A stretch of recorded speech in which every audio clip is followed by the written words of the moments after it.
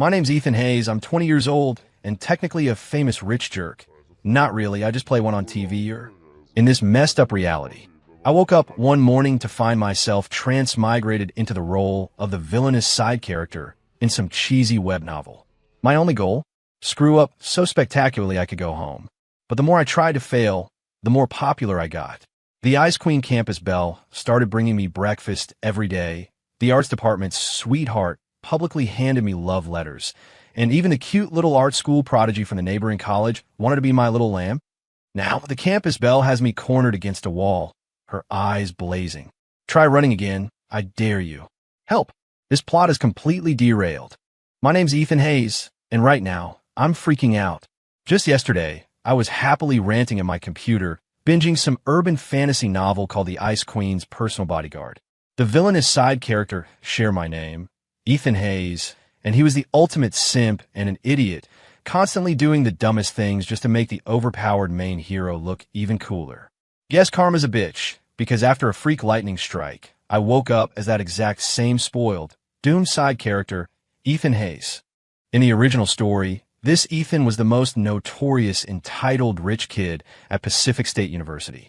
He used his family's money to relentlessly pursue the female lead, Jessica Miller, acting as the first and most brutally crushed stepping stone on the hero, Jake Thompson's, path to a harem.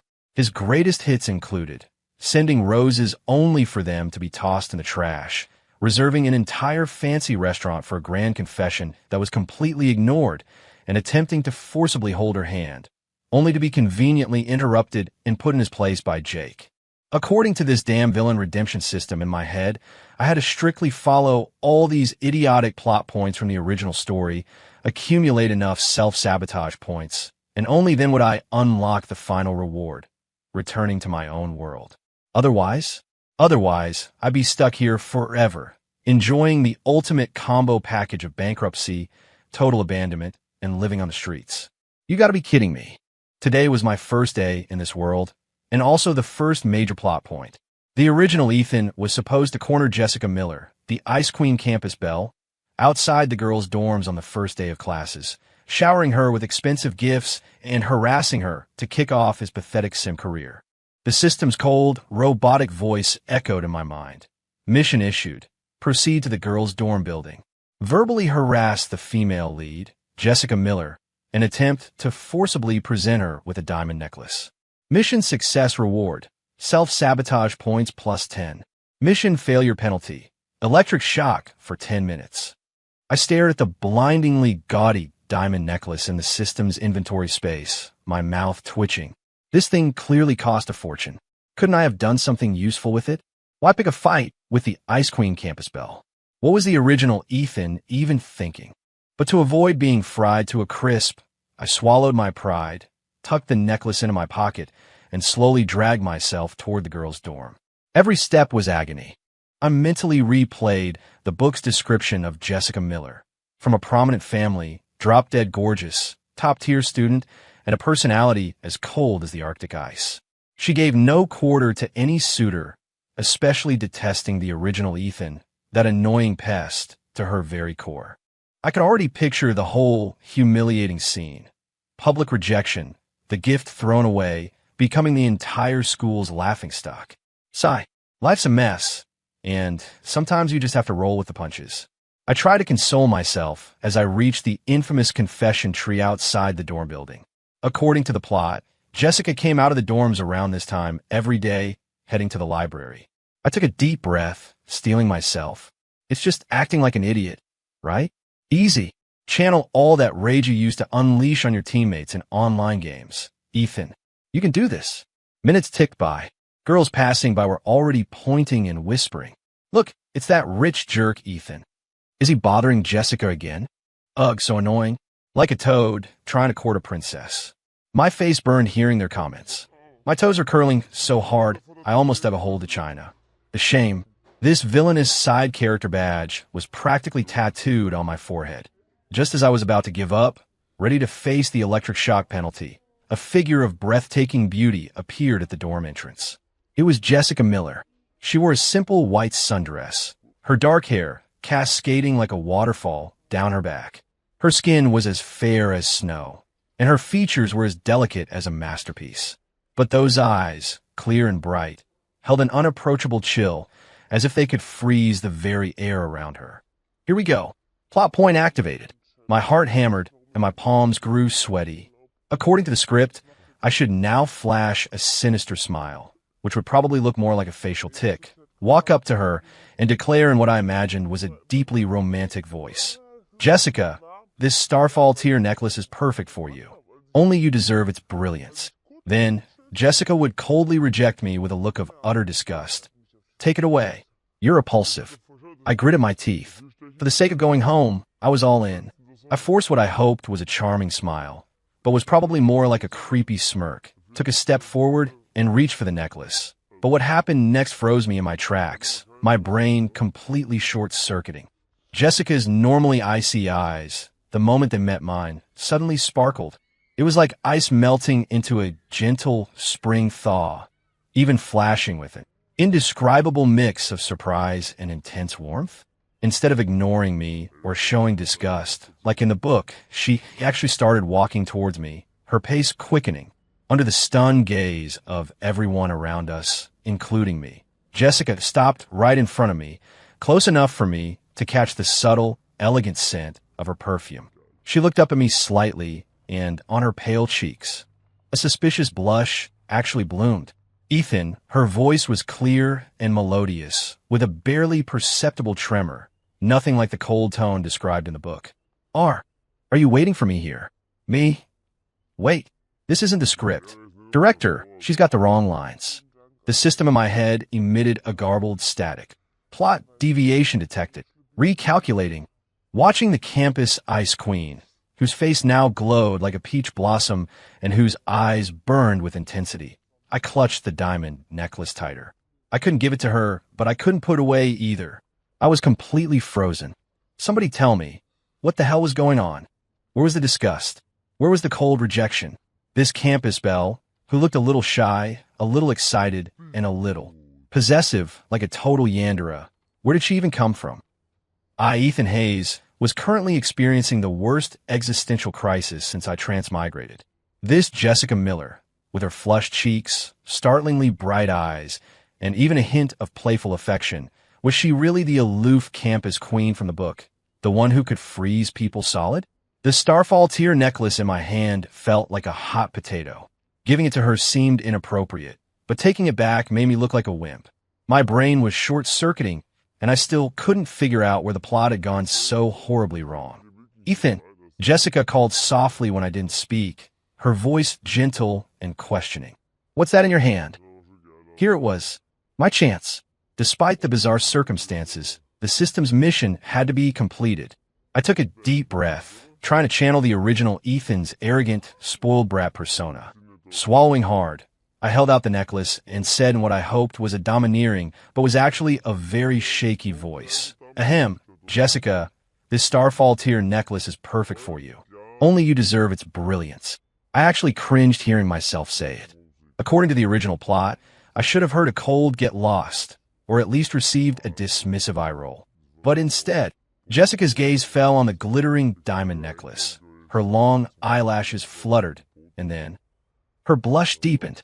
Far from rejecting it, she carefully, as if handling a priceless treasure, took the necklace into her hands. Thank you, Ethan, she murmured, her voice barely a whisper but clear in my ears. I really like it. Me? What? She likes it. What in the world are you talking about? You're supposed to be disgusted, lady. Your character arc is completely broken. The system's alert in my head dissolved into a jumble of static once more. Warning! Warning! Major plot deviation detected. Female lead affection meter unknown error. Self-sabotage point calculation invalid. System unstable. Static. System, are you okay? Hang in there. The surrounding crowd of onlookers completely erupted. Holy cow! Did you see that? Jessica Miller accepted Ethan's gift. Is the sky falling? The Ice Queen campus belle was actually charmed by that rich jerk. No way. Absolutely impossible. My goddess. Did Ethan use some kind of mind control? Listening to the chatter, I looked at Jessica, who was clutching the necklace like a shy maiden, and felt my head start to throb. Had this mission succeeded or failed? Beep. Gift delivery detected, but female lead's reaction severely inconsistent with preset parameters. Mission status: success, uncertain. Self-sabotage points +10, awarded. System entering emergency repair mode. Partial functions temporarily restricted. Okay, well, at least I got the self-sabotage points, even if the success felt totally wrong. So, I guess I'll head out. I mumbled, desperate to escape this chaotic scene and sort out my jumbled thoughts. Wait, Jessica suddenly looked up, calling out to me. My heart sank. Was she regretting it? Was she going to throw the necklace back? Instead, she quickly pulled a pink lunchbox with a cute cat design from her elegant handbag and pressed it into my hands, her voice carrying a hint of unshakable resolve. This is for you. You need to eat breakfast. I numbly took the lunchbox, still feeling the faint warmth emanating from it. For me, breakfast? Jessica Miller, the campus belle, giving me, the villainous side character, breakfast? This world had officially gone insane. Before I could even process it, Jessica, as if having completed some vital mission, quickly said, "See you tomorrow," then clutched the diamond necklace and hurried away, her steps a little flustered. Just as she turned, I thought I caught the faintest, almost imperceptible curve of a smile on her lips, a smile that could melt glaciers. I was left standing there alone, holding a cute lunchbox, utterly bewildered, under the envious, jealous, and downright dumbfounded stares of all the other guys. I stumbled back to class in a daze, feeling like I'd had some bizarre, hallucinatory dream. Opening the cute cat lunchbox, I found a meticulously arranged sandwich, a fried egg, and some fruit. Clearly a lot of thought had gone into it. Yo, Ethan, way to go. Big Mike Evans, my desk partner, a random background character in the book, the original Ethan's hanger-on, leaned over, his eyes wide. That's not Jessica's, is it? I just heard she accepted a gift from you outside the dorms. The campus forum is blowing up. I roll my eyes helplessly, taking a listless bite of the sandwich. The taste was surprisingly good. Seriously, man, what's your secret? How'd you melt that ice queen? Big Mike asked, a mix of admiration and gossip on his face. I like to know that myself. I'm more confused than you are. Shut up and eat your food. I shoved a slice of apple into his mouth, silencing his chatter. The entire day, I was completely out of it. I didn't hear a word the professor said, my mind consumed by Jessica's abnormal behavior and that pink lunchbox. The system was still in repair, occasionally sputtering out error code, recalibrating messages, which only made me more agitated. What the hell was going on? Did I transmigrate incorrectly, triggering some kind of butterfly effect? Or was it Jessica Miller? Had she been transmigrated too? The moment the dismissal bell rang, I practically fled the classroom. The sheer volume of information I processed today was too much. I needed some peace and quiet. But as soon as I stepped out of the building, I was stopped by another figure. Not Jessica, but a different girl. I recognized her. She was mentioned in the book as Brittany Jenkins, the art department's sweetheart, known for her vibrant, outgoing personality and one of Jake Thompson's future harem members. According to the original plot, she should have absolutely no regard for a spoiled brat like the original Ethan. Yet here she was, smiling brightly, holding a letter. "Hey, Ethan," she greeted me cheerfully. "I'm Brittany Jenkins from the art department. I really admire you. Please take this letter." I looked down at the pink envelope, which smelled faintly of perfume, and saw for Ethan written in elegant script. Ugh, a love letter. My mouth twitched. What day was it? Was this the villainous side character's springtime? Beep. Random mission triggered. Reject Brittany Jenkins' love letter and mock her for being presumptuous. Mission reward. Self-sabotage points +5. Mission failure penalty. Bark like a dog in public. The system's voice was still a bit glitchy, but the mission prompt was right on time. Okay, this was more like a villainous side character's job. While it felt a little scummy to treat a girl like that, for the sake of self-sabotage points and going home, I took a deep breath, forcing on the original Ethan's arrogant, sneering expression. I glanced at Brittany out of the corner of my eye and scoffed. Brittany Jenkins? You? You think you're good enough to write me a love letter? Take it back and don't block my way. Then, just for good measure, I waved a hand in front of my nose as if her perfume was some foul odor. Perfect. That level of disdain should definitely earn me some hate, right? I secretly gloated, waiting for the system to confirm mission completion. But Brittany's reaction completely blindsided me again. Far from getting angry or upset, her eyes lit up even more, as if she discovered a new continent. She didn't take the letter back. Instead, she pushed it closer, her voice buzzing with a strange excitement. Wow, Ethan, you're so intense, even when you're rejecting someone. I love it. You absolutely have to take this letter, and I'll keep trying my best. With that, she practically shoved the letter into my hand, winked at me, and skipped away. I stood there, holding the burning hot love letter, once again turned to stone. What the hell was happening now? Did girls these days actually like being insulted? Were they all masochists? Mission status. Success. Uncertain. Self-sabotage points +5. Awarded. System instability escalating. Dude, system, your voice sounds like it's about to cry. I watched Brittany's retreating back, then thought of Jessica's strange behavior that morning, and a ridiculous thought popped into my head. Could it be that the villainous side character, had inexplicably become popular? But that made no sense. It defied all logic.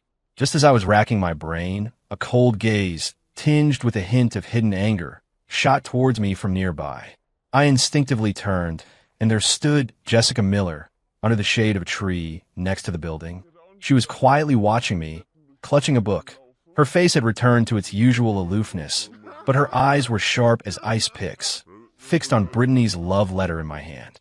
Her gaze was no longer shy or surprised like it was this morning. It was filled with possessiveness and an almost Yandere-like intensity. My heart skipped a beat, and an inexplicable chill ran up my spine. Jessica didn't say a word, just gave me a deep, piercing look as if saying, "You are mine." Then she turned and walked away, her silhouette still elegant, but radiating an invisible pressure. I watched her go, then looked down at the love letter in my hand and the empty lunchbox from this morning. My future suddenly seemed bleak. This wasn't some villainous side character's redemption arc. This was a hybrid horror movie titled The Yandere Campus Bell Fell for Me, mixed with What Do I Do When I Accidentally Become a Campus Heartthrob. The system was still offline, the plot was totally off the rails, and I, a transmigrator clutching a self-sabotage script, had no idea how I was supposed to survive in this bizarre world. Holding Brittany's pink love letter, which still emanated that strange perfume, I felt like a hapless idiot clutching a ticking time bomb. Jessica's last look, cold and utterly possessive, sent shivers down my spine. What the hell was going on? A villainous side character dedicated to meticulously following the script and diligently screwing things up, had somehow become hot property, and now I'd apparently attracted a campus belle who seemed more than a little unhinged. System. Dad, are you fixed yet? Give me a hint. Anything? I screamed internally. Static. System core logic conflict. Attempting worldview recalibration. Host. Static. Self-discovery recommended. The intermittent electronic voice had a distinct I give up quality to it. Great. This broken thing was useless. I crumpled the love letter into a ball and tossed it precisely into a roadside trash can. It was a jerk move, but my gut told me that keeping that thing would only lead to more disaster. However, I had severely underestimated the speed at which rumors spread on campus. Overnight, the bombshell news of rich kid Ethan Hayes melts the Ice Queen campus belle, and art department sweetheart Brittany Jenkins publicly confesses to Ethan went viral across the campus forums, spawning countless ridiculous versions. Shocker. Ethan Hayes' secret identity revealed. Master Casanova. 2 goddesses falling for him. Deep dive. From spoiled brat to campus heartthrob. What's Ethan's secret? The importance of a rich family. Can money really buy you anything? The next day, when I walked into class with dark circles under my eyes, I definitely felt the gazes around me become incredibly complex. There was envy, jealousy, curiosity, and more than a few girls sending subtle glances my way. Ethan, man, you're incredible. Big Mike threw an arm around my shoulder, his face jiggling with excitement. You're basically public enemy #1 for every guy on campus now. Spill your secrets, bro. I weakly pushed his fleshy face away. Secrets? I'm barely holding it together. I just want to lie low. I want everyone to think I'm that annoying rich kid so I can peacefully self-sabotage, rack up points, and go home. But silence was not to be. During the morning break, as I stepped out of the classroom for some air, I was blocked in the hallway by several unfamiliar girls. "Ethan, please take my chocolate. Here's a scarf I knitted myself. I hope you like it." "Ethan, can I get your number? I'll text you." I stared at the 7 or 8 girls, their eyes sparkling, clutching various small gifts. I was completely numb. Was this the treatment for a villainous side character?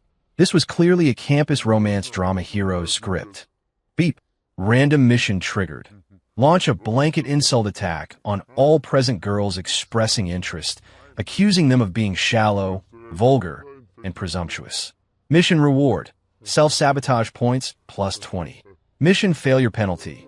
Temporary charm stat doubled. 24-hour duration. What? The penalty is double charm? Is that even a penalty? That's practically pushing me straight into the fire. System, how badly do you not want me to complete this mission? But for those precious 20 self-sabotage points, and to avoid that terrifying penalty, I had no choice but to go for it. I took a deep breath, forced on the most obnoxious expression I could muster, and looked down my nose at the girls, scoffing. A bunch of basic nobodies. Look at yourselves. You think you're worthy of bringing me gifts? Take your junk and get lost. You're an eyesore. Then I deliberately fanned the air in front of my nose as if they smelled bad. The air instantly froze. The girls' smiles stiffened, their eyes shifting from anticipation to shock, then hurt and anger. Yes, that's the look. That's the reaction. My heart swelled with triumph. Finally, something normal. Come on, insult me. Hate me. Let the self-sabotage points rain down. However, the expected accusations and angry outbursts never came. After a brief silence, one girl suddenly clutched her hands to her chest, her eyes sparkling. "Wow, Ethan is so cool. Even when he's being mean, he's got style." Another girl immediately chimed in. "Exactly. That dominant vibe. I'm totally in love." See? Real heartthrobs are always a little cold. He's just testing our sincerity. Right. We won't give up. Far from leaving, the girls enthusiastically shoved more gifts into my arms. Then, amidst a chorus of "Ethan's so hot," and "Go, Ethan," they happily ran off. I stood there like an idiot, my arms laden with chocolates, homemade cookies, scarves, and even a fluffy teddy bear. My worldview was once again being utterly shredded. Mission status. Success. Highly uncertain. Self-sabotage points plus 20 awarded. System instability level elevated. Warning. This system may not be sustainable for much longer. System, you poor thing. Hearing that weak, exhausted alert, I actually felt a pang of sympathy.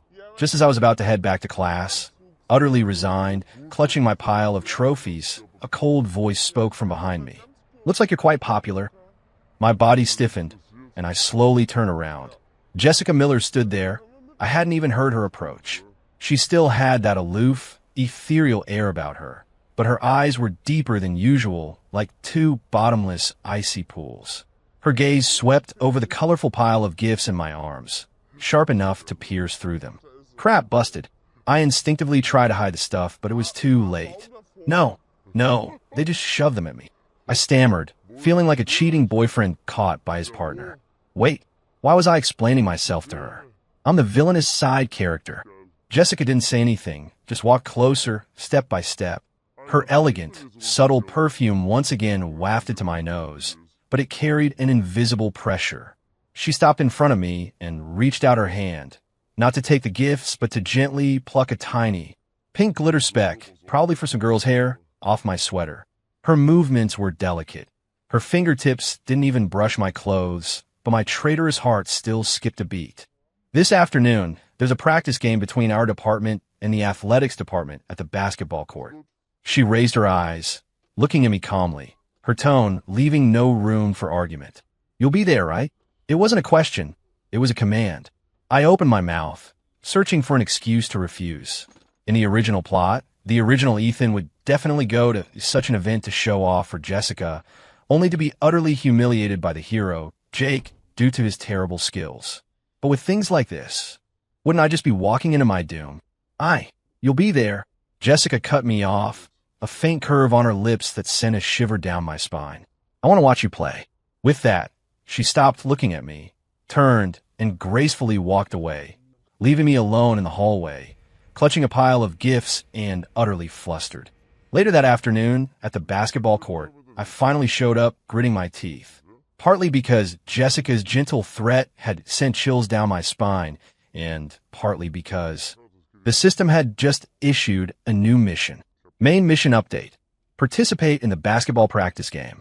Maliciously foul the protagonist, Jake Thompson, attempting to injure him.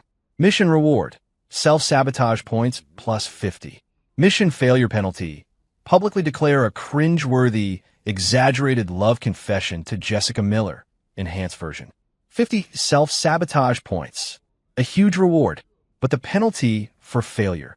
Publicly confessing cringy pickup lines to the Yandere campus belle. That was a mental image too horrible to contemplate. It would stomp all over my dignity. For the points for going home, I was all in. The basketball court was already packed, the atmosphere buzzing. Most people were there to watch the athletic guys and Jake Thompson, the hero, show off. But a small portion were staring intensely at me. Ethan's here. Wow, he looks so good in a jersey. He must be here for Jessica, right? So devoted. My mouth twitched at the whispers. Devoted my ass. I was here to screw things up. Sure enough, Jessica Miller was sitting in the best spot courtside, surrounded by a few girls, but she ignored them all.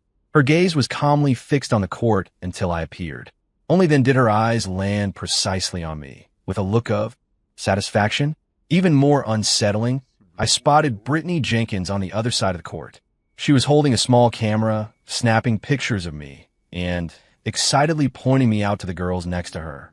The smell of an impending showdown was getting stronger and stronger. The game began.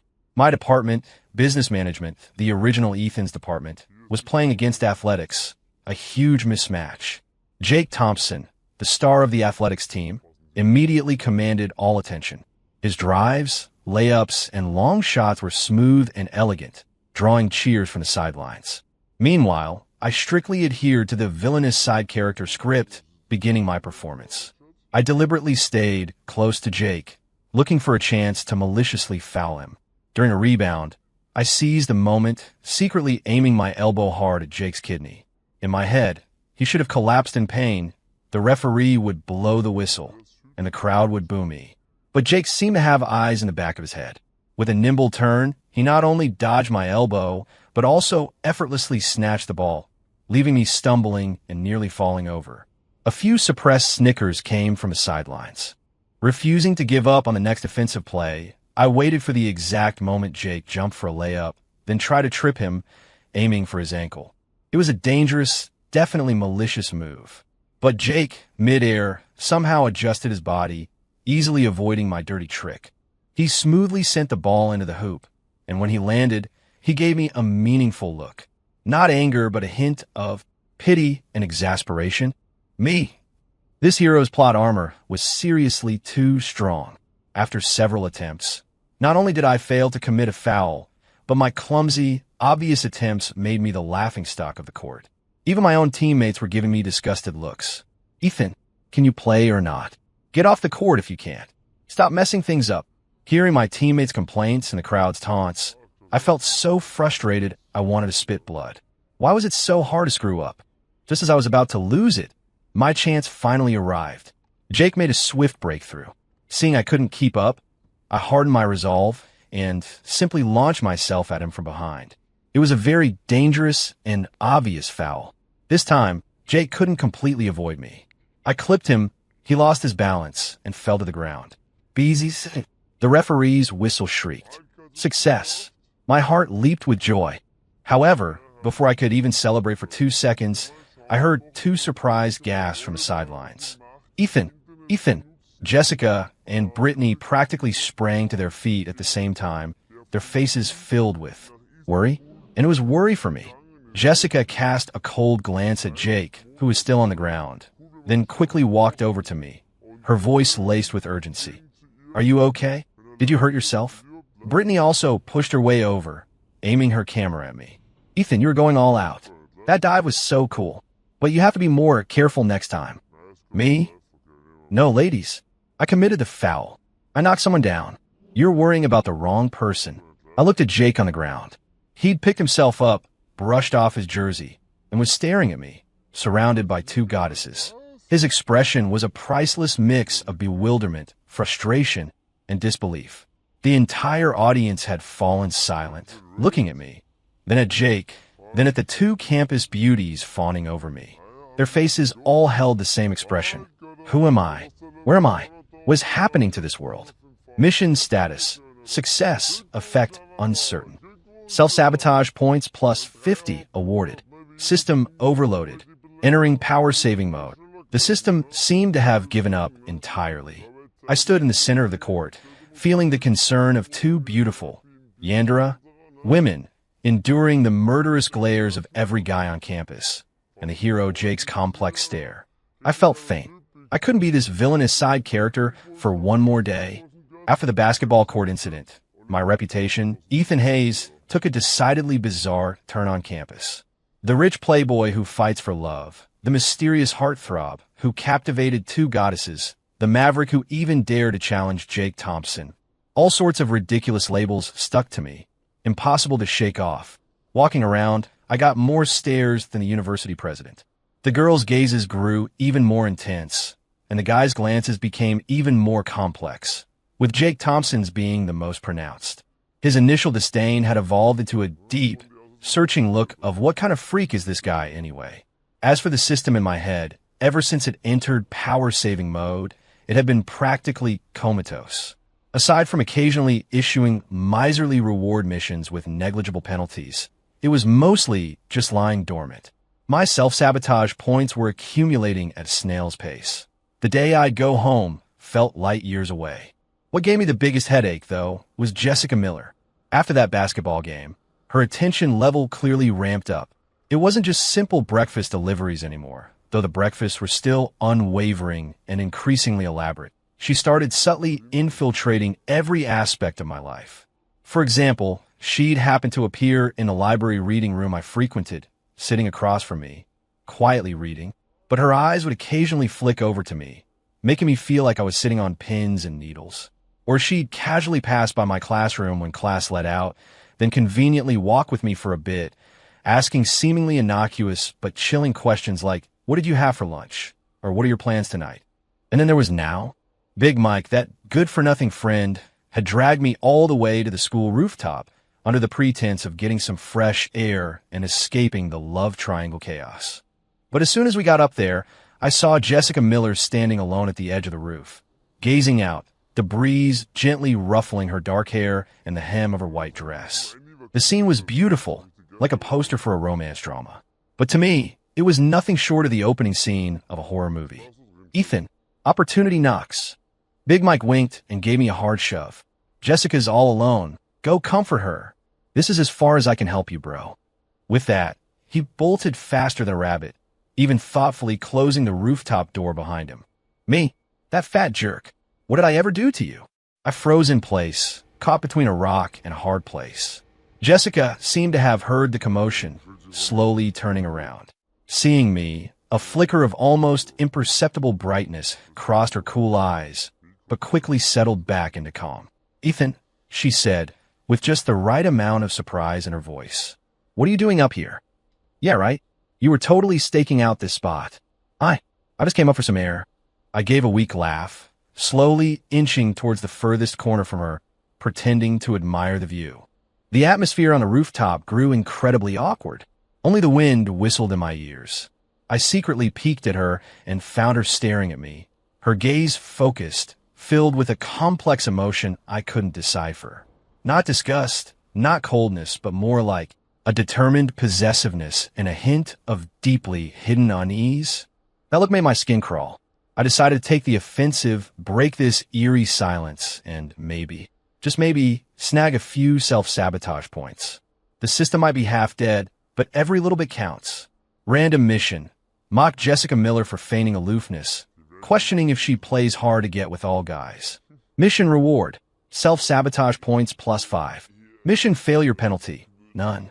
Looking at the pathetic reward and the utterly non-threatening penalty, it was clear how much the system had given up. I cleared my throat, trying to make my tone sound as obnoxious as possible. "Jessica, what's with all these chance encounters? You usually act so aloof, but now you're playing hard to get? Is this how you treat every guy with a bit of money? As soon as I said it, I felt like a complete jerk, bracing myself for a cold glare or for her to simply walk away. But Jessica's reaction, once again, completely defied my expectations. Far from getting angry, she tilted her head slightly in a faint, almost playful and, "Please smile," curved her lips. "Playing hard to get?"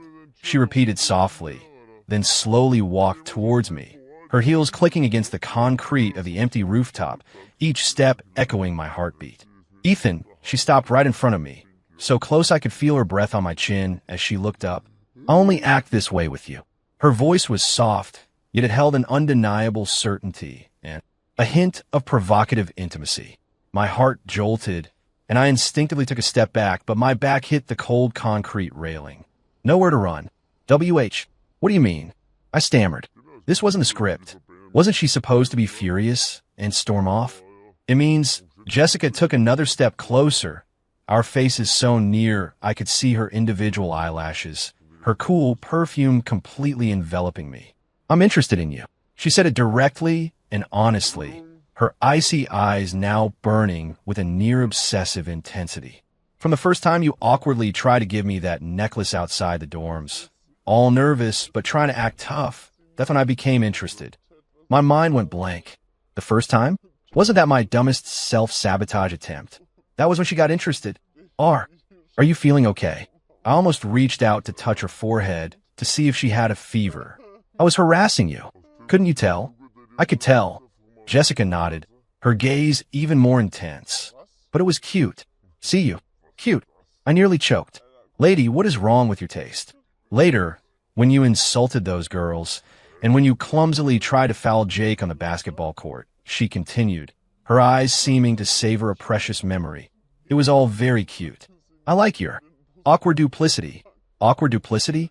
I was diligently trying to screw up. How did that become endearing to her? I was completely flustered.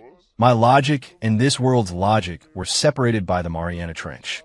"So, Ethan," Jessica reached out and gently tugged the corner of my shirt. The gesture was almost playful, but it sent shivers down my spine. "You're mine. Don't pay attention to those other girls, especially Brittany Jenkins." Her tone remained calm, but her eyes held a cold warning and intense possessiveness. Just then, the rooftop door slammed open. "Ethan, so you're here. I've been looking for you for..." "Ev." Brittany's cheerful voice cut off abruptly as she took in the scene on the rooftop. She stared at Jessica and me, practically pressed together, especially at Jessica's hand clutching my shirt. Her smile instantly froze, and her eyes sharpened. A showdown. The classic rooftop confrontation. Alarm bells went off in my head, and I felt like my scalp was about to explode. Jessica slowly released my shirt, turned, and faced Brittany.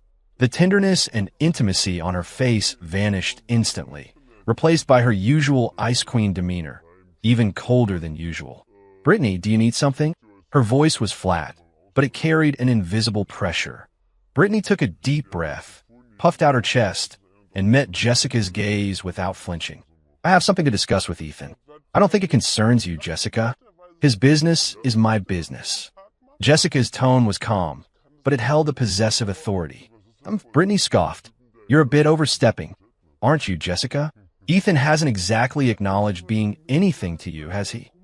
Two girls, one as cold as ice, the other as fiery as a summer day. Their gazes clashed in the air, sparking like static electricity. I was stuck in the middle, feeling like a tiny boat in the eye of a hurricane, ready to be torn apart at any moment.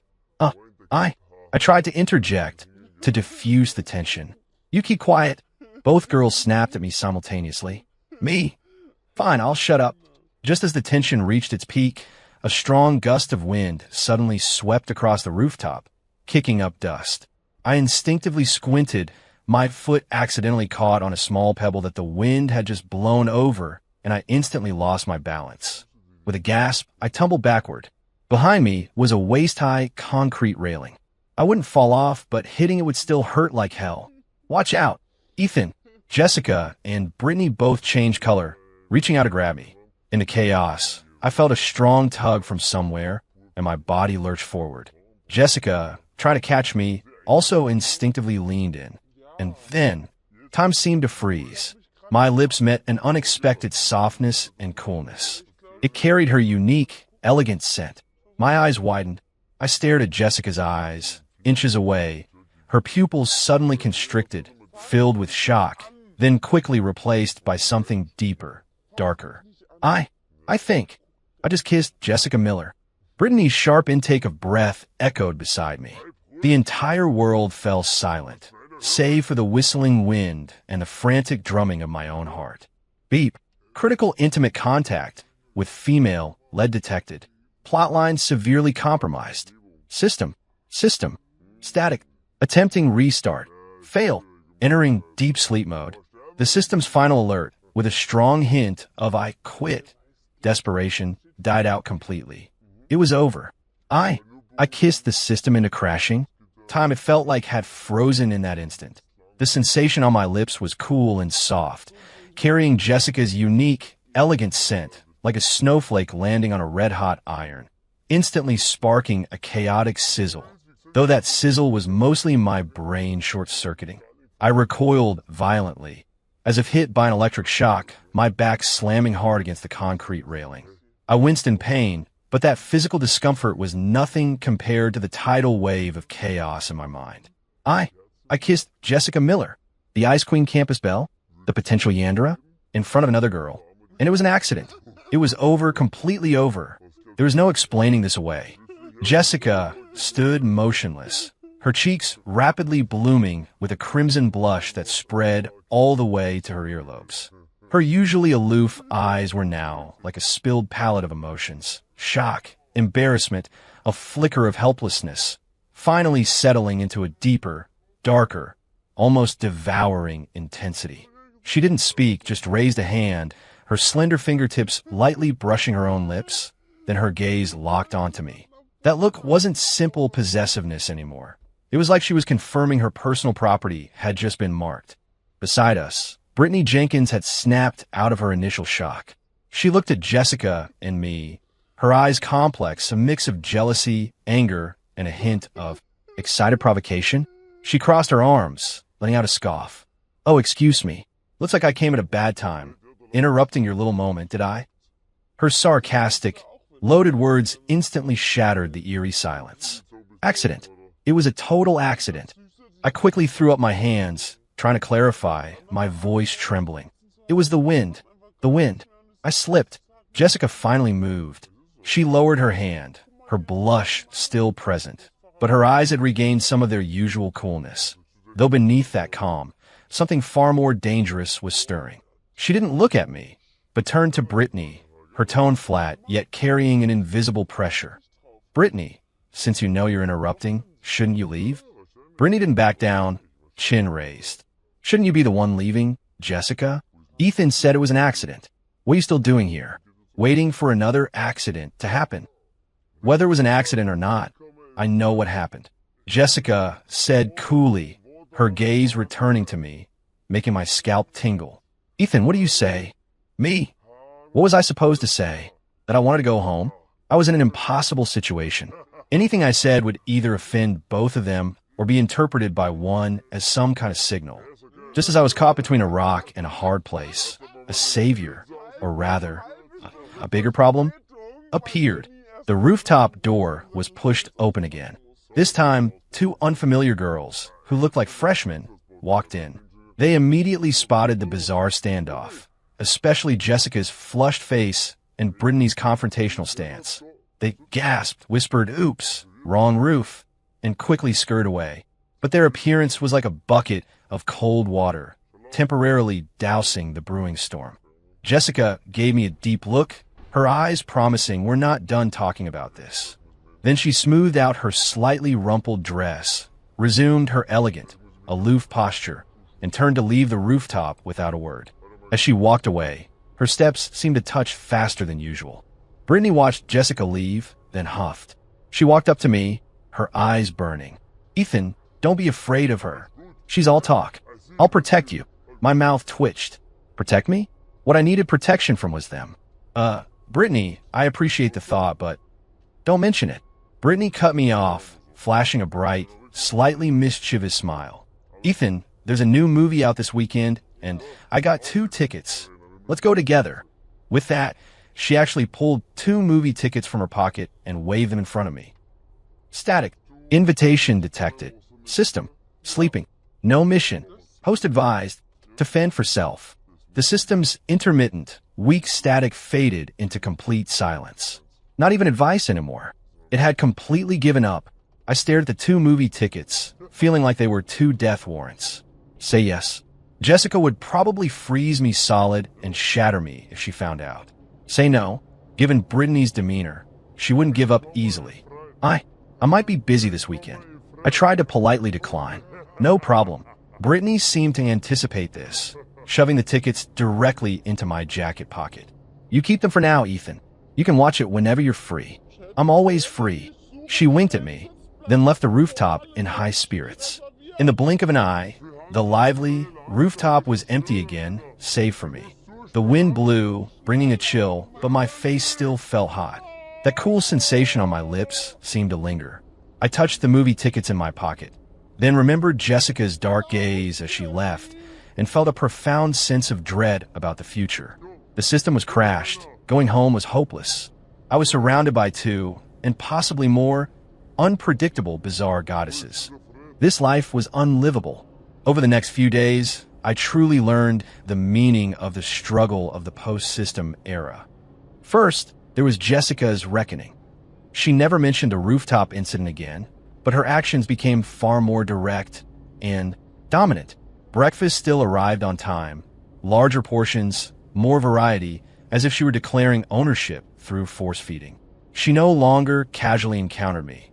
Instead, she'd wait directly outside my classroom after class, then naturally walk with me to the cafeteria or conveniently accompany me back to the dorm. She even started quietly standing nearby, watching with her icy gaze whenever I spoke to other girls, even classmates asking normal questions, until the girl couldn't bear the pressure and scurried away. She practically became my human attachment, silently driving away any female creature that dared approach me. Next, there was Brittany's opportunistic approach. She seemed to have memorized my class schedule, always appearing during brief windows when I was alone, like when Jessica was at a student council meeting. Sometimes she'd hand me a drink, sometimes share a joke she found hilarious, sometimes just wave hello to make her presence known. She wasn't as intimidating as Jessica, but her enthusiasm and persistence were equally hard to fend off. What gave me an even bigger headache was, whether it was my imagination or not, I felt like even more girls were paying attention to me. Look, there's Ethan. Even Jessica and Brittany are fighting over him. What's his secret? I don't know, but it's so thrilling. I want in. I'd occasionally overhear whispers like that. And once, I even found an anonymous love letter in my backpack. What was up with this bizarre heartthrob aura? I hadn't done anything. I just wanted to peacefully self-sabotage. That afternoon, with no classes, I finally managed to shake off Jessica. She had an important academic discussion to attend. I was about to sneak back to my dorm for some rare alone time when I was stopped on the shaded path near the building. It was Jake Thompson. The protagonist had finally come calling. He looked at me, his eyes complex, devoid of his previous disdain, replaced by scrutiny and a hint of barely perceptible frustration. "Ethan," he said, his voice low, "we need to talk." My heart sank. This was usually the rival's declaration of war or the hero's warning, right? About what? I asked, staying on guard. Jake was silent for a few seconds, seemingly gathering his thoughts, before finally speaking with a hint of exasperation. What exactly have you done to Jessica? Me? Why that sounds so weird? I didn't do anything to her. I protested. It was all her. It was all an accident. Accident. Jake raised an eyebrow, clearly not buying it. Jessica wasn't like this before. She was always so cold, dismissive to everyone, including me. But lately, he paused, his gaze growing even more complicated. She's been acting strange. She worried about your clumsy foul. She shows that. Expression I've never seen on her face when other girls get close to you. He sighed, a hint of frustration in his voice.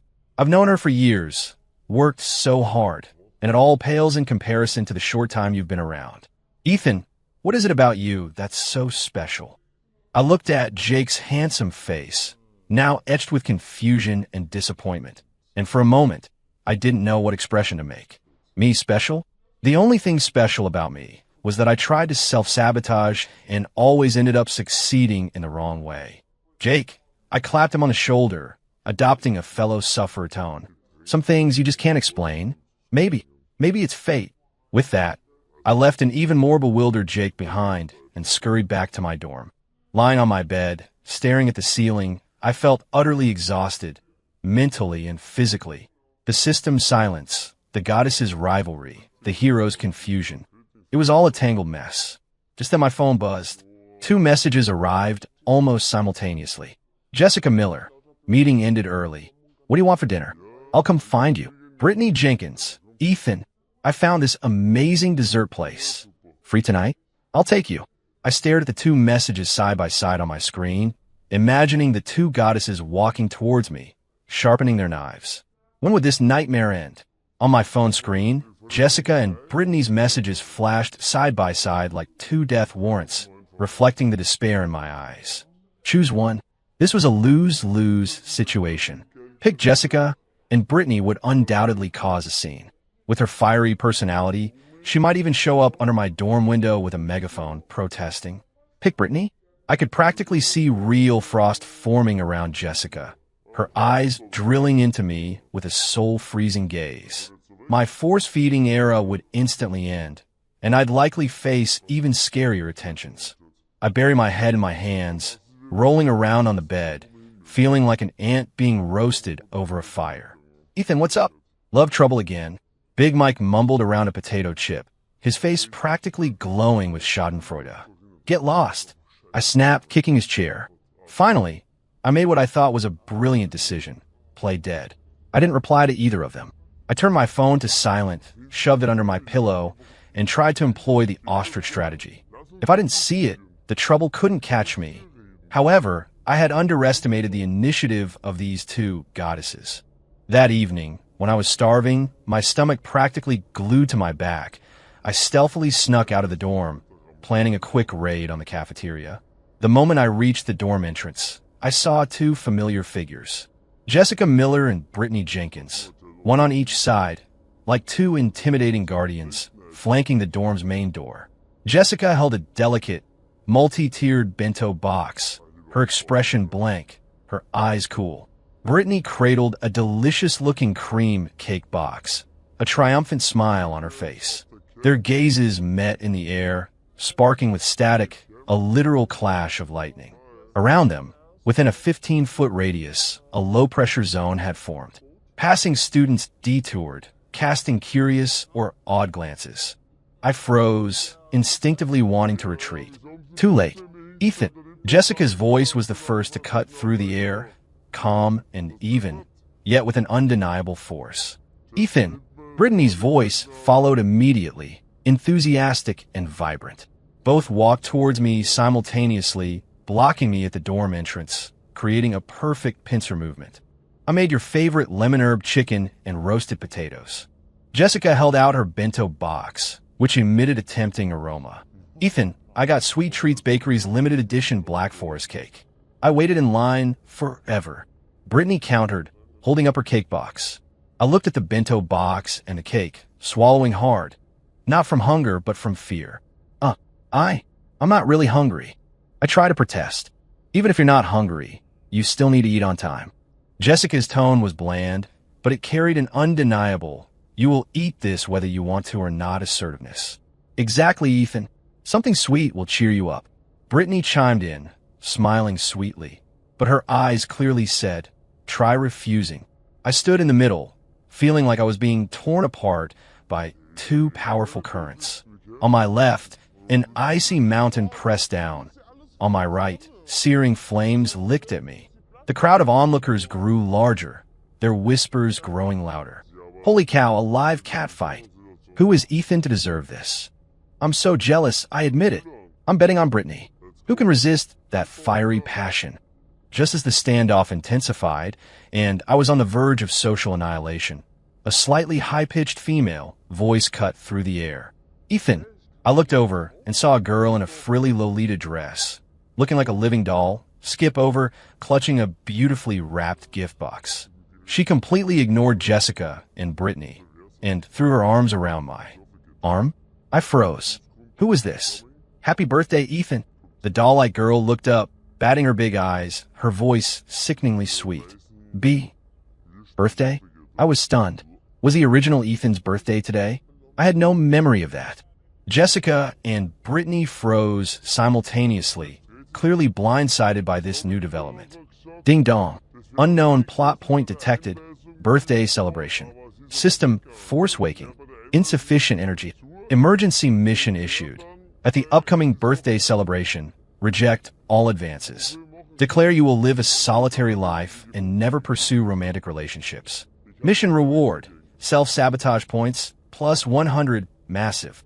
Mission failure penalty, none. System energy insufficient to enforce penalty. The system's weak but urgent voice suddenly rang in my head, and that 100 self-sabotage points made my heart leap. Massive reward. Was the system having a death rattle? I tried to pull my arm out of the doll girl's grasp. I'm Lily Davis from the Arts College next door, she pouted, seemingly annoyed I'd forgotten her. We met at that intercollegiate mixer. You said I was cute. Me? Original Ethan. How many women did you mess with? Lily's appearance was like a stone thrown into a still pond, instantly breaking the deadlock between Jessica and Brittany.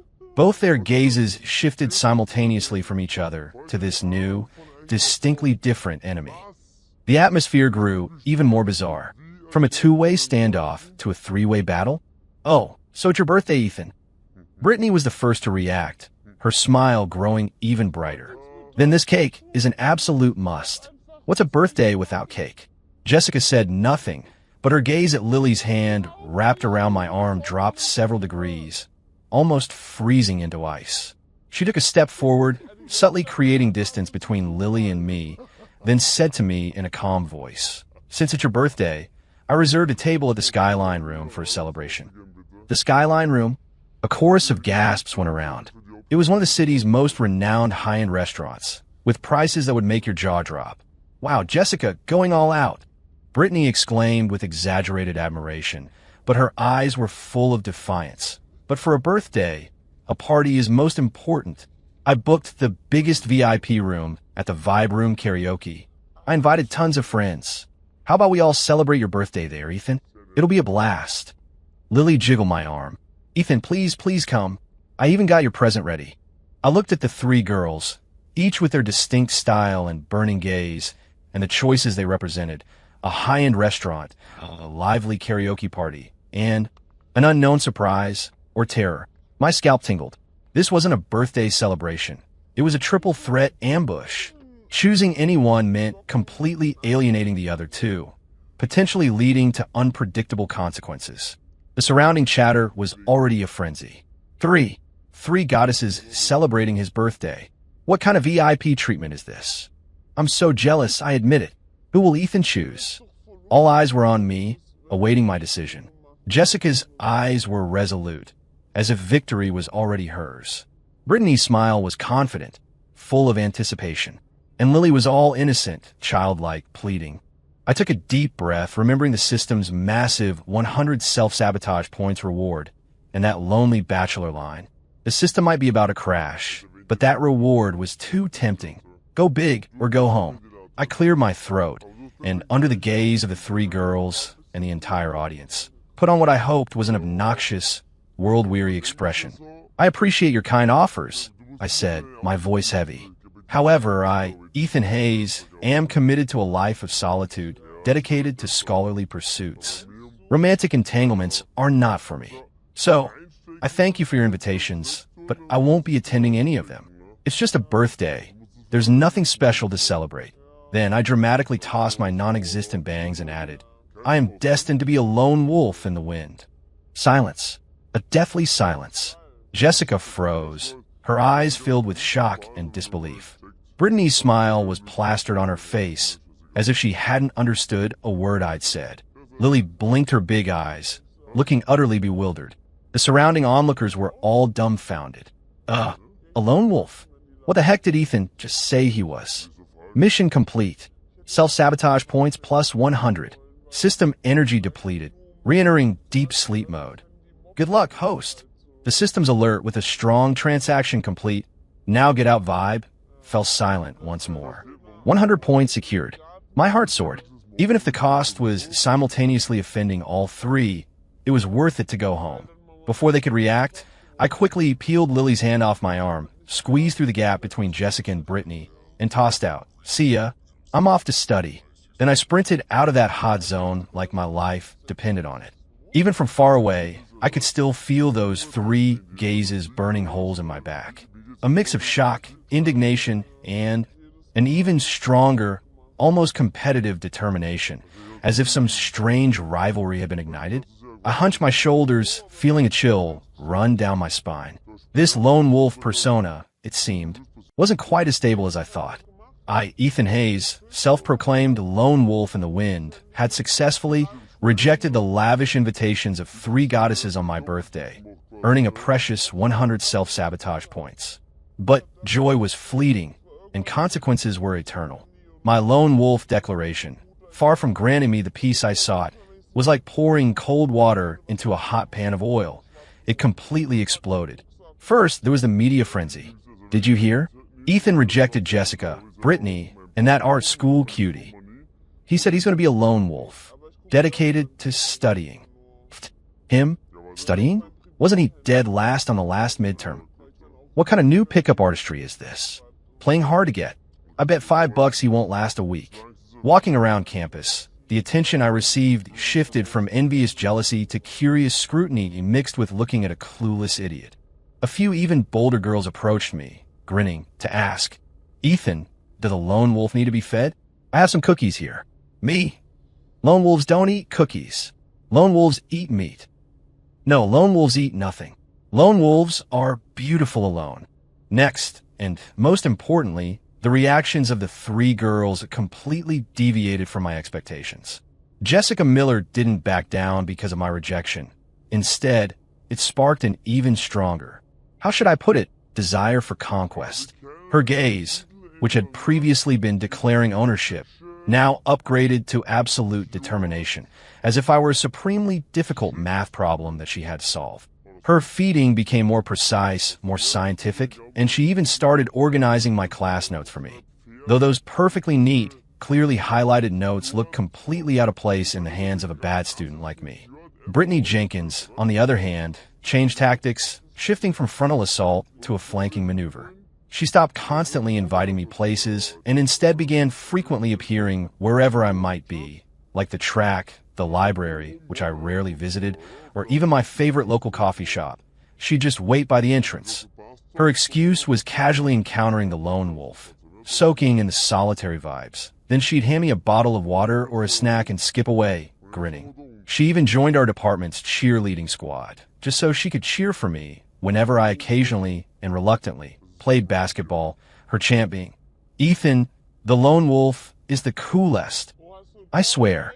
What gave me the biggest headache was the newly appeared Lily Davis, the art school prodigy from next door.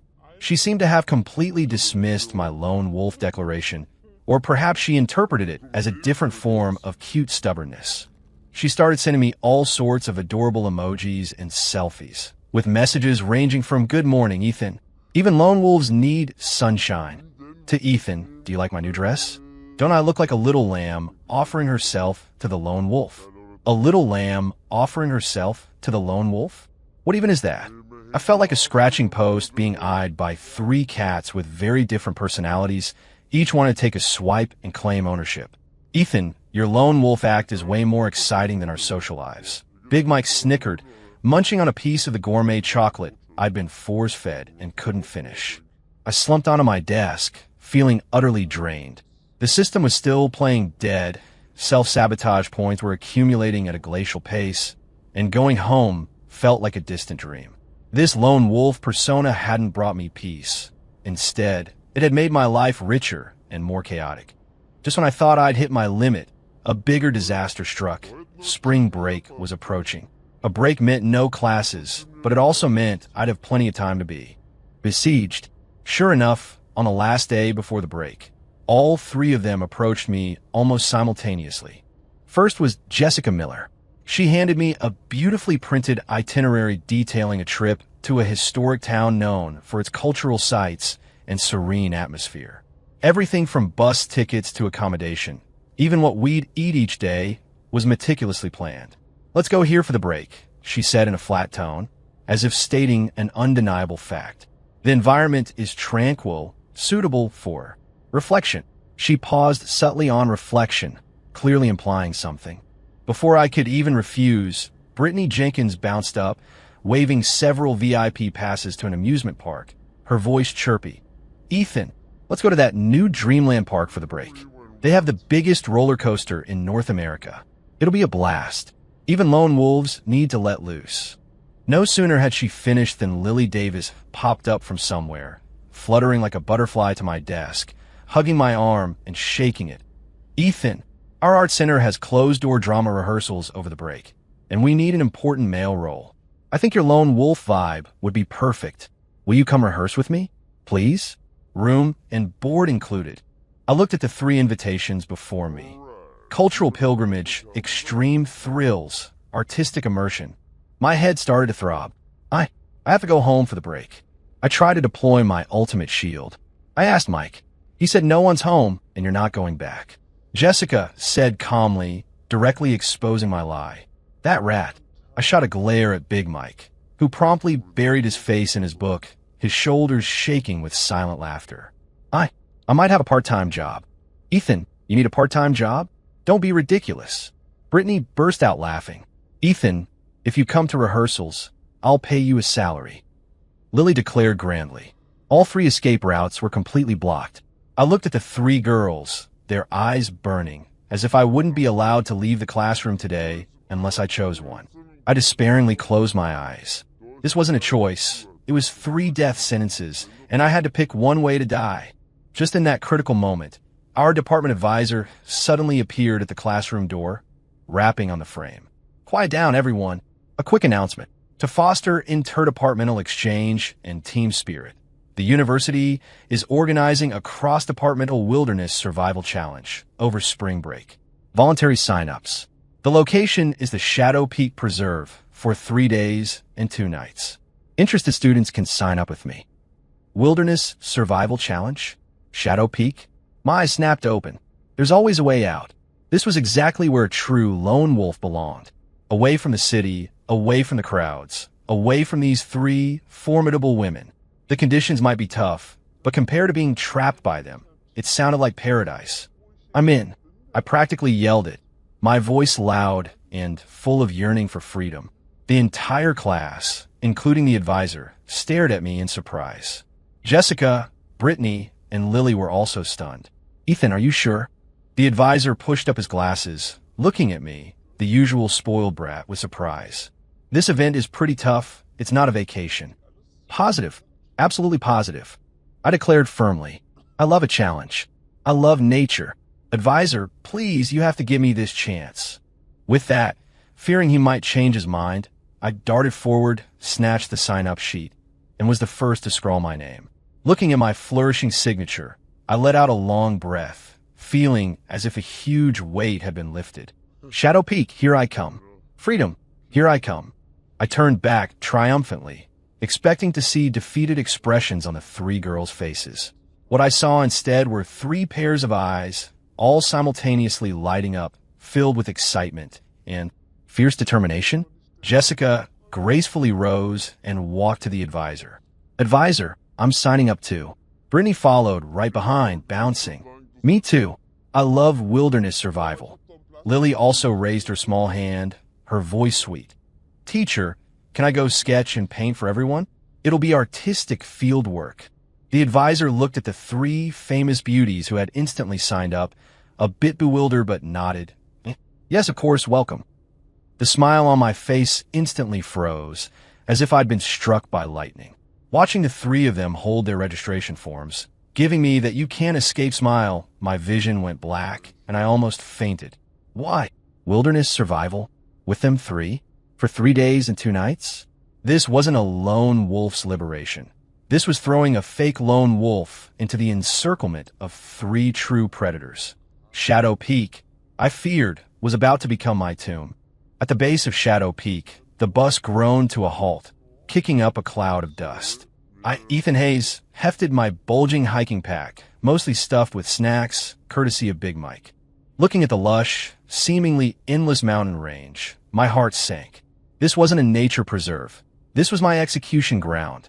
And standing beside me were the three relentless executioners, now all in sleek athletic wear, still dazzlingly vibrant. Jessica Miller wore a light gray professional hiking outfit that accentuated her slender yet strong figure, her long hair tied in a high ponytail, looking crisp and capable. She was quietly checking her gear, her gaze focused as if she were leading a scientific expedition, not participating in a challenge. Brittany Jenkins was a burst of vibrant pink in her windbreaker, wearing a sun hat, bouncing around, taking selfies with the mountain scenery, humming a tune. She looked like she was on a leisurely spring picnic. Lily Davis was the most extravagantly dressed, in a khaki-colored utility jumpsuit with lace trim, a wide-brimmed sun hat, and a sketchbook strapped to her back, a wild sketching manga girl come to life. She was gazing around with wide, innocent eyes. Besides us four, there were about a dozen other students from various departments, plus 2 experienced-looking outdoor guides. But clearly, our little quartet was the absolute center of attention. All right, everyone. A tan guide clapped his hands, his voice booming. Welcome to Shadow Peak. For the next 3 days, we'll be undergoing wilderness survival training. Our goal is to develop your teamwork and self-reliance. Now, time for groups. Groups? A tiny spark of hope ignited in my chest, as long as I wasn't with them. For ease of management, we'll go by department and sign-up order for per group. The guide read from his clipboard. Group 1, Business Management, Ethan Hayes, Jessica Miller. Foreign Language, Brittany Jenkins. Pacific Arts College, Lily Davis. You 4 are Group 1. My heart plummeted. Hope shattered. Despair washed over me. I watched the 3 of them automatically gravitate towards me, feeling like I was enveloped by 3 invisible auras. Jessica's coolness, Brittany's enthusiasm, Lily's unsettling sweetness. Awesome, Ethan. We're in the same group. Brittany cheered. Ethan, please take care of me. Lily smiled sweetly. Jessica said nothing, simply and silently placing her backpack next to my ridiculously colorful snack bag, her actions exuding a natural what's mine is mine, including people, vibe. The guide handed out some basic tools. A compass, a simple map, a small coil of rope, a multi-tool knife, and a small tent. 1 tent per group. Arrange your sleeping situation yourselves. Food and water need to be found and purified within designated areas. Our guides will follow at a distance and will not intervene unless there's danger. Good luck. 1 tent for 4 people. My eyes bugged out at the sight of that tiny tent, which looked like it could barely fit 2. What kind of hellish difficulty was this? Lone Wolf. Jessica's cool voice reached my ear, carrying a hint of subtle teasing. Looks like you won't be howling at the moon by yourself tonight. Me. We set off into the mountains. The path was manageable at first, but I'd overestimated my own stamina and underestimated the girls. Jessica Miller had incredible endurance, her steps steady. She led the way, occasionally adjusting direction using the map and compass, unervingly calm. Brittany, though seemingly flighty, also had decent stamina. She chattered behind Jessica, sometimes turning back to give me a hand. Lily, however, was struggling. She started complaining about being tired not long after we started, looking at me with pitiful eyes. Ethan, I can't go on. What could I do? Just let the poor kid collapse? I reluctantly took her sketchbook from her. So, the scene became Jessica leading, Brittany bringing up the rear, and me in the middle, panting, carrying 2 bags plus a sketchbook, with Lily occasionally trying to wipe sweat from my forehead, which I dodged. This wasn't a lone wolf. This was a pack mule carrying everyone's burdens. Ethan, have some water. Brittany offered her water bottle. Ethan, watch your step. The rocks are loose here, Jessica called over her shoulder. Ethan, you even look handsome when you're sweating. Lily gushed, cupping her face. Me? Thanks, I'm good. We finally found the first water source according to the map, a clear stream. The guide had said we needed to purify our own water. I stared at the flowing water, stumped. How do you purify it? Filter with sand? Boil it? We didn't have a pot. As I was staring blankly at the stream, Jessica had already neatly pulled a portable water filter from her backpack. God knows how that seemingly small bag held so much stuff, attached it to a water pouch, and skillfully began collecting and purifying water. Brittany, meanwhile, conjured a packet of water purification tablets from a side pocket of her bag like a magic trick. This works too. So easy. Lily pulled a small bottle of Evian mineral water from a secret compartment in her sketchbook. Ethan, you can have mine first. I looked at the three of them, then at the pile of chips and chocolates in my own bag, and fell into a deep spiral of self-doubt. Who was actually here for wilderness survival? By evening, we followed the map to a relatively flat forested area for our campsite. The next challenge, pitching the tent. I stared at the pile of fabric and poles, utterly clueless. The original Ethan was a spoiled rich kid who couldn't lift a finger, and I was a city boy myself. Tent pitching skills were definitely not on my resume. Jessica seemed to sense my predicament. Without a word, she simply picked up the poles and started assembling. Her movements were fluid and precise, as if she'd done it countless times. Brittany also came over to help, a bit clumsy but very enthusiastic. Lily's job was to cheer. Jessica, you're amazing. Go, Brittany. Ethan, you look so handsome just standing there. My face burned. I tried to do something, anything, but almost knocked over the frame they just managed to set up. You? Jessica said without looking up, her voice cool and concise. Don't move. Me? Okay, I admit it, I'm useless. The tent was eventually pitched successfully, thanks to Jessica's leadership. Looking at the small green tent, barely big enough for two people, the atmosphere grew subtle once again. How are we sleeping tonight? Brittany was the first to ask the fatal question. For people, one small tent. Jessica stood up, clapped the dust from her hands, her gaze calmly sweeping over us, finally landing on me. Her tone was matter-of-fact. Ethan and I will sleep in the tent. Why you? Brittany immediately flared up. Yeah. Lily puffed out her cheeks. Jessica's reasoning was sound. I pitched the tent. Besides, the temperature in the mountains drops at night, and someone needs to maintain body heat. He has the worst stamina and is prone to hypothermia. She paused, then added, I'm thinking of the team's safety. Me? Oh, thank you so much. Could you please not say such misleading things in such a serious tone?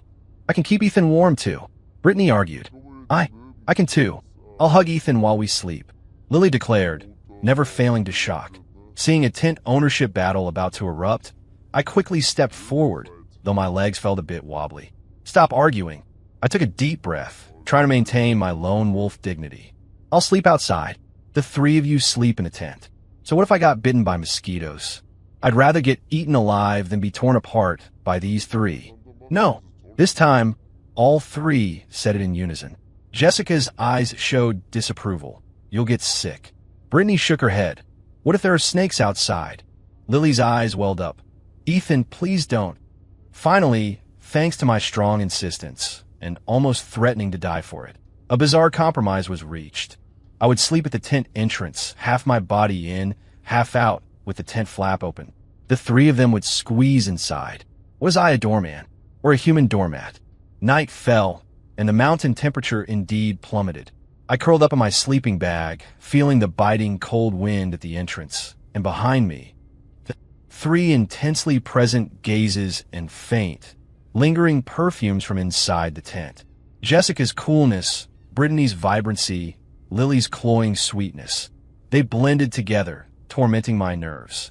I squeezed my eyes shut, desperately calling out to the system in my mind, hoping it would give me a mission to escape this misery, even if the penalty was barking like a dog. Alas, my mind was silent. Just as I was drifting off to sleep, I felt someone lightly touch my shoulder. I cautiously opened my eyes. In the faint moonlight, I saw Jessica, who had moved beside me, carefully placing her thicker down sleeping bag over mine. Her movements were gentle, as if afraid to wake the other two, though I suspected they weren't asleep at all. After doing so, she glanced at me, her eyes seeming softer in the moonlight, then silently moved back. I lay there, wrapped in her warm sleeping bag, which carried her cool, clean scent, completely stunned. A little while later, there was another rustle from the other side. Brittany secretly slipped a hand warmer next to my hand. Then, from the other side, Lily gently placed her cute, fluffy hat on my head. I lay at the tent entrance, covered by Jessica's sleeping bag, clutching Brittany's hand warmer, wearing Lily's hat. Feeling this mix of ice and fire, this sweet yet heavy care. I looked up at the sparse stars outside the tent, a profound sense of melancholy filling my heart. This wasn't wilderness survival. This was 3 female hunters in a full-scale, inescapable wilderness hunt, targeting one fake lone wolf. Under the meticulous hunt of the 3 goddesses, my first night on Shadow Peak was more exhausting than an all-night gaming marathon. The next morning, I was woken by bird calls and some even more bizarre noises. Groggy, I opened my eyes to see Brittany holding up her phone, snapping pictures of my drooling, "I hope not," sleeping face, softly murmuring. Ethan even sleeps with a lone wolf's wild charm. Jessica, meanwhile, had somehow procured clean stream water and was using a small alcohol stove to heat it, seemingly preparing tea or coffee. When she saw me awake, her gaze lingered on my face for a second, then nonchalantly shifted away, though her earlobes seemed a little flushed. Lily was holding her sketchbook, sketching away. Seeing me look, she immediately hid the book behind her back, blushing and giving me a silly smile. I sat up, still wearing Lily's fluffy hat, feeling like my entire body was falling apart. This lone wolf persona was a double torture, physical and mental. Awake? Have some hot water. Jessica handed me a steaming metal cup containing clear hot water, nothing added. Thanks. I took it. The warmth spread through my palms, dispelling some of the fatigue and awkwardness. According to the expedition plan, today we needed to cross a denser patch of forest to reach the second designated rally point on the map. The mountain path was indeed much harder than yesterday, tangled with vines and strewn with loose rocks. I was still the pack mule, carrying the heaviest load, though today, Jessica silently took some weight from my backpack. Brittany remained full of energy, clearing the path with a stick, constantly reminding us behind her to watch our footing. Lily was still a bit of a burden, complaining about being tired after just a few steps. But today, she didn't make me carry her sketchbook. She gritted her teeth and persevered, though her pitiful eyes would occasionally drift towards me. The atmosphere had a strange harmony, until the sky unexpectedly darkened. "It's going to rain," Jessica said, looking up at the sky, her brow furrowed slightly. The moment she spoke, large raindrops began to fall, soaking us instantly. The mountain rain was sudden and cold, accompanied by strong winds, and visibility rapidly decreased. "Quick, find shelter." Jessica acted decisively, pulling my somewhat disheveled self towards a dark hillside nearby. Brittany and Lily quickly followed. Fortunately, on the leeward side of the hill, we found a small cave. The entrance was half covered by vines, and it was dark inside, but large enough for the 4 of us. Squeezing into the narrow cave, the outside world was a deluge of rain and howling wind. Inside, the air was thick with the smell of damp earth and our own hurried breathing. We were soaked to the bone, clothes clinging to our bodies, shivering uncontrollably. We need a fire, or we'll get hypothermia," I stammered, remembering my wilderness survival knowledge. Jessica nodded, starting to rummage through her treasure chest-like backpack. God knows how she fits so much in that seemingly small bag. But the flint she pulled out was also wet. She tried several times, but only managed a few sparse sparks. Brittany and Lily were also shivering, hugging their arms, looking at us expectantly. The cave was dim, and the atmosphere felt tense due to the cold and the unknown. I looked at the 3 of them shivering, especially Jessica, though she still tried to maintain her composure. Her pale lips and slightly trembling shoulders betrayed her condition. Brittany and Lily were like 2 drenched kittens. An inexplicable sense of responsibility and maybe a touch of compassion welled up in me. I was a guy, after all. I couldn't just watch them freeze, could I? I'll try starting a friction fire. I rolled up my sleeves, determined to show off my self-proclaimed manliness. I found 2 relatively dry branches and, recalling what I'd seen online, clumsily started rubbing them together. 1 minute, 2 minutes. My hands were practically smoking, but not a single spark appeared. "Ethan, maybe, let's just give up," Brittany whispered, her voice a little hoarse. "Ethan, your hands." Lily looked at my reddened palms. her face full of concern. Jessica didn't speak, but silently pulled a small, cartoon-patterned towel from an inner pocket of her backpack. It actually had a dry spot, and handed it to me. "Wipe yourself."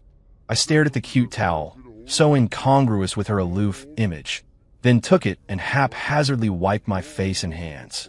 A wave of frustration and powerlessness washed over me.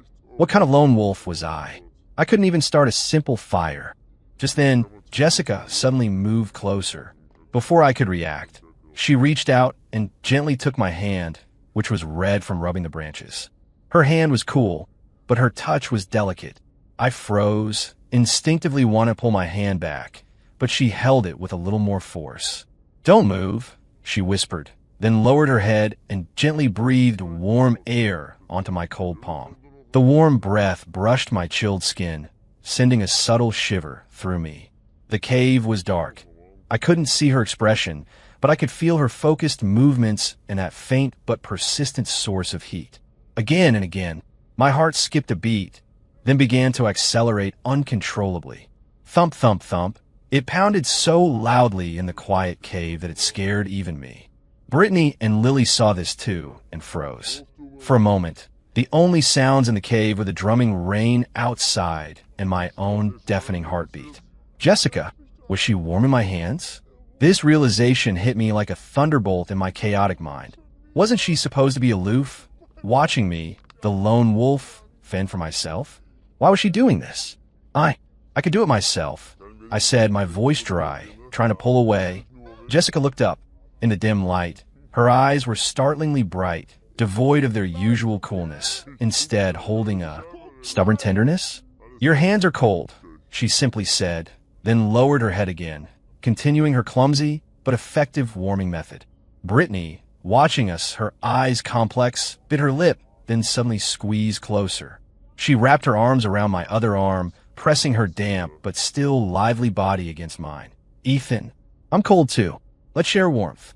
Seeing this, Lily, on the other side, not to be outdone, wrapped her arms around my waist, burying her small head in my back. "Ethan, Lily's cold too." So, the scene became, I was like a central pillar, with Jessica holding my left hand and breathing on it, Brittany clinging to my right arm, and Lily hanging on my back.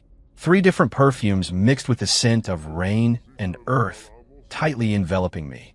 Cold and warm, rigid and soft, various contradictory sensations intertwined, assaulting my poor nerves. My brain completely crashed. Lone wolf, self-sabotage, going home. At this moment, it all became a blur. The only thing clear was the gentle yet persistent warmth from Jessica's hand on my left, and the heart in my chest that felt like it was about to burst. I don't know how long passed, but the rain outside gradually subsided. Jessica finally released my hand, her voice returning to its usual coolness, though slightly hoarse. "The rain has stopped." Brittany and Lily also reluctantly let go of me. I felt like I'd just been pulled from water, though it was cold sweat. Gasping for air, my face so flushed I could probably fry an egg on it. We dared not look at each other. The atmosphere in the cave was both ambiguous and awkward. Ding! Host heart rate abnormal. Emotional fluctuations intense. System energy slightly replenished. Attempting analysis. Static. Analysis failed. Advise host. Follow your heart. The system's intermittent, weak voice suddenly rang in my head. Follow my heart.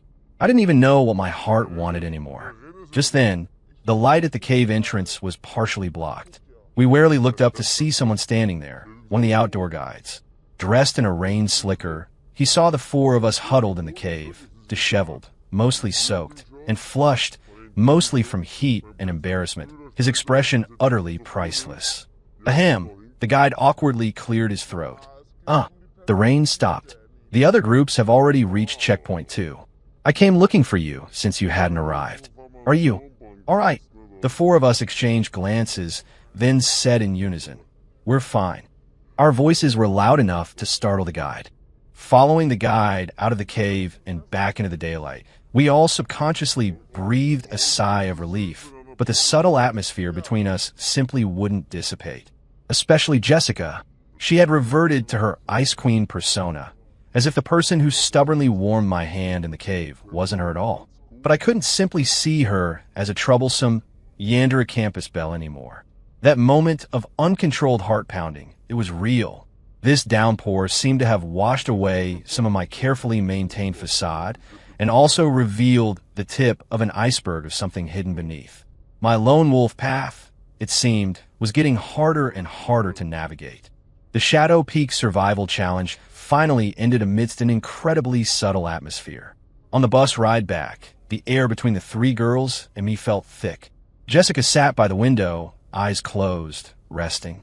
Her profile was still cool and aloof, but I couldn't shake the feeling that she was subtly different now.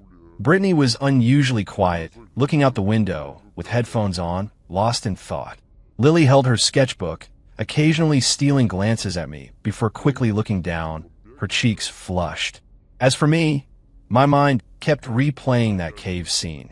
Jessica's focused expression as she breathed warm air onto my hand and my own out-of-control heartbeat. System energy restored to 10%.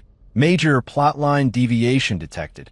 Host emotional module undergoing unknown changes. Reevaluating mission.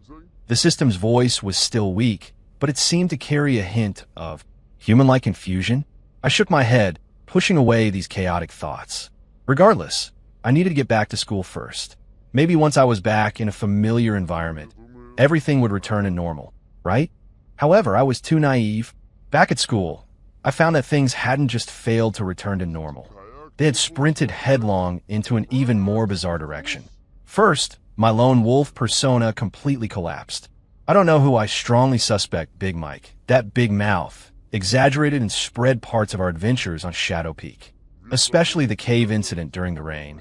It was depicted as three goddesses humble themselves to warm the lone wolf. Ethan moved to tears. I was not. And true feelings revealed in the wilderness. Lone wolf and Ice Queen melt together. All kinds of ridiculous versions. As a result, my image in everyone's eyes went from a pretentious rich jerk to a sarcastic, irresistibly charming heartthrob. Walking around, the stares I received were even more complex. Some guys even came up to me, asking for the secret to attracting three different types of goddesses simultaneously. If I knew, would I still be playing lone wolf here? Second, the attitudes of the three main girls changed. Brittany Jenkins seemed to have been energized by the cave incident. Her offensive became more aggressive and direct. She was no longer content with just delivering breakfast and chance encounters. She began openly passing me notes in class, their content escalating from, "You look great today, Ethan, would you consider going out with me?" Which almost made me fall off my chair. She even teamed up with a few of her friends to dedicate a song to me on the campus radio. And it was "Marry You." That day, I wished I could dig a hole and crawl into it. Lily Davis, on the other hand, adopted a gentle persuasion policy. She framed and gave me the sketch she'd drawn in the cave that day, a side profile of me leaning against the cave wall, looking conflicted, along with a card that read in cute handwriting. "Ethan, even a lonely wolf needs companionship. Lily will always be your little lamb." I looked at the drawing and the card, my feelings complex, a mix of being touched and slightly creeped out. But the one who was most inscrutable was Jessica Miller. She no longer constantly declared ownership or force-fed me. She became quiet, but the way she looked at me was even deeper than before, carrying an all-knowing calmness and a determined patience. She would still occasionally encounter me, but only offer a faint greeting or ask, "Are your hands still cold?" Then, before I could fully process it, she would gracefully walk away, leaving me standing there with a racing heart. This calm before the storm made me even more uneasy. I felt like a frog being slowly boiled in warm water, surrounded by sweet traps on all sides, and I was losing the strength to jump out. The system was still half dead, only occasionally sputtering out emotional fluctuation analysis in progress. Static, before falling silent again. The path home seemed increasingly distant. That afternoon, I found myself, by some strange impulse, walking to the confession tree where I had first encountered Jessica Miller. Looking at the familiar scene, recalling the chaotic, plot-derailing days since I transmigrated, I couldn't help but sigh. From diligently trying to self-sabotage to inexplicably becoming a heartthrob, and now deeply entangled in a romantic mess. What kind of life was this? What's wrong? Even a lone wolf's size. A cool voice spoke from behind me. My body stiffened, and I slowly turned. Jessica Miller stood behind me. I hadn't heard her approach. The setting sun cast a soft golden glow around her, warming her cold features slightly. In her hand, she held a familiar cat-themed bento box. For you. She handed me the bento box, her tone natural, as if there had never been any awkwardness or turmoil between us. I numbly took it, opened it, and found exquisitely arranged pastries, just as always. Jessica, I looked at her, finally voicing the question that had been churning in my mind for so long. Why? Why me? What was so great about me? A clumsy transmigrator trying to follow a script, a villainous side character destined for misery in the original plot. Jessica didn't answer immediately.